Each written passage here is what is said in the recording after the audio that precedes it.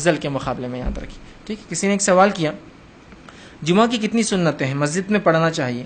صرف 2 رکعت بھی پڑھ سکتے ہیں کیا، یا 4 رکعت پڑھنا چاہیے؟ تو دیکھیے جمعہ کی نماز کتنی ہوتی ہے وہ رکھ دیتا ہوں، آپ بات کو سمجھ جائیے، اب کتنی سنت وہ سوال۔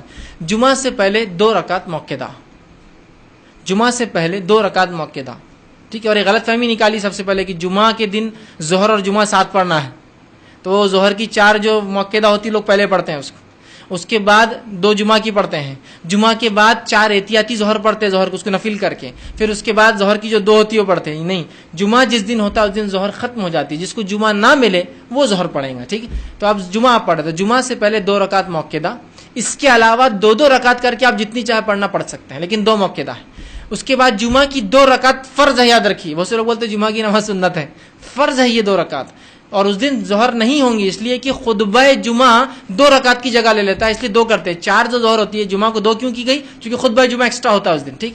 تو 2 رکعت جمعہ کی فرض، جمعہ کے بعد 2 کر کے 4 رکعت یہ جمعہ کی موقعہ ہے، یاد رکھیے، 4 بعد میں 2 کر کے، مطلب 2 رکعت کے سلام، 2 رکعت کے بعد سلام، 4 موقعہ۔ جمعہ سے پہلے 2 موقعہ، جمعہ کی 2 فرض، جمعہ کے بعد 4 موقعہ، اور جمعہ کی رکعتیں اتنی ہی 8 ہے، 2 موقعہ، 2 فرض، 4 موقعہ، لیکن 2 سلام سے، مطلب 2 رکعت کے سلام، 2 رکعت کے سلام، یہ ہے جمعہ کی نماز کی رکعتوں کی تعداد۔ اس دن ظہر نہیں ہے، اور احتیاطی ظہر نہیں ہے، اور احتیاطی ظہر کے بدلے نفل بھی نہیں ہے۔ بہت سے لوگ 4 ظہر کی پڑھتے پہلے، جو موقعہ رہتی پتہ نہیں، یہ نہیں، جمعہ ایسے ہی ہوں گی، یاد ہے۔ کسی نے ایک سوال کیا،